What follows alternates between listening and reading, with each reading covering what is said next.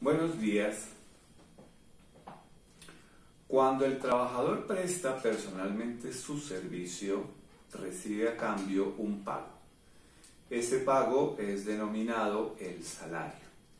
¿Qué es el salario? Es precisamente todo aquel pago que reciba el trabajador en compensación por la prestación personal del servicio.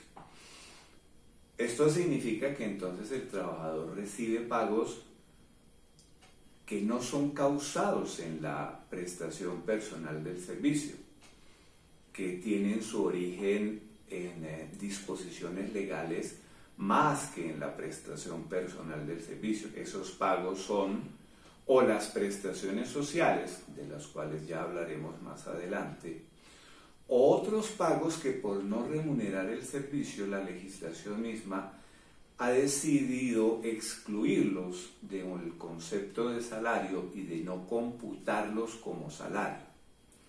¿Cuáles son los principales pagos que recibe el trabajador y que son considerados salario? El primero es el sueldo, obviamente.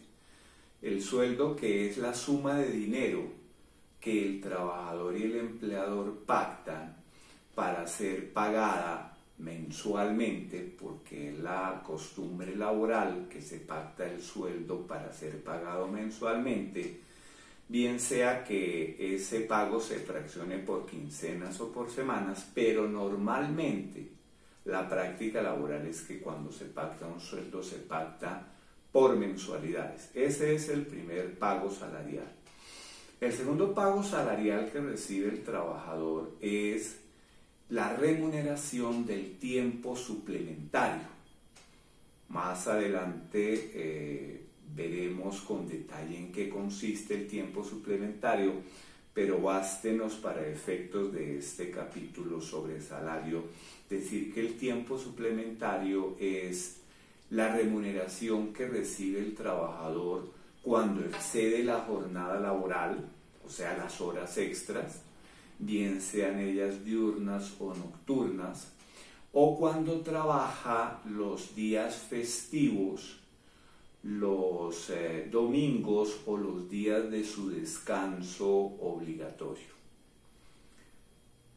Otro elemento que se considera salario son todos aquellos pagos que el empleador ha acordado entregar al trabajador, ya sea por productividad, por bonificaciones periódicas, siempre y cuando estos pagos no tengan lo que se denomina un pacto de pago no salarial.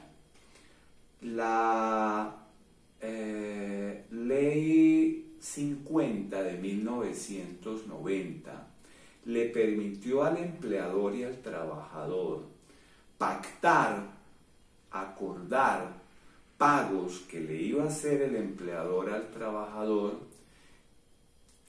de tal manera que esos pagos no fueran salario. ¿Y por qué ese acuerdo lo permitió la legislación? Porque antes de la Ley 50, todo pago que se hacía al trabajador que tuviera cierta periodicidad, se presumía salario.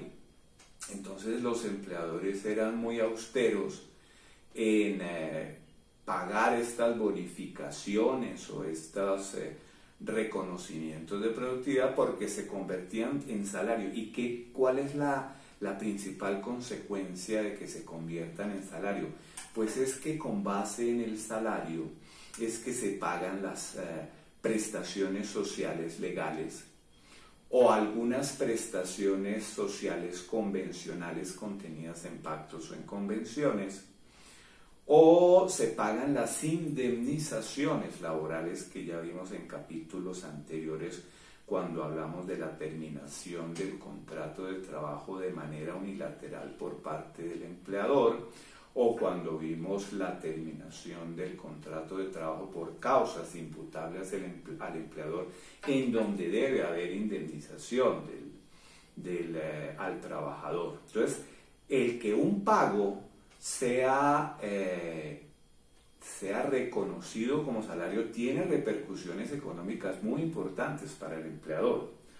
La sanción moratoria, que es aquella sanción que el legislador le ha impuesto al empleador cuando no cumple con ciertas obligaciones laborales, sobre todo al finalizar el contrato de trabajo, la indemnización moratoria se paga en días de salario. Se paga en días de salario significa que todo aquel pago que periódicamente se ha hecho, así no sea sueldo y que sea salarial, se entiende computable para la indemnización moratoria. Luego, las consecuencias de que un pago sea salarial o sea no salarial son económicamente determinantes. En este sentido, los empleadores son muy cuidadosos para que aquellos pagos que se hagan al trabajador fuera de los conceptos tradicionales de sueldo, de tiempo suplementario, de horas extras, de comisiones, esos pagos estén precedidos por el pacto de pago no salarial. Ahora, ese pacto, establece la legislación, debe existir de mutuo acuerdo, pero no establece la legislación que sea un acuerdo solemne o que deba tener alguna forma especial, por ejemplo, que sea por escrito. Puede ser verbal, lo que pasa es que documentalmente, probatoriamente, es aconsejable y es práctica laboral que estos pagos se hagan con acuerdos, que estos acuerdos consten o estén consagrados por escrito. De tal manera que es fundamental mantener muy claramente definidos cuáles son los pagos salariales que recibe el trabajador y cuáles son los pagos no salariales. Muchísimas gracias.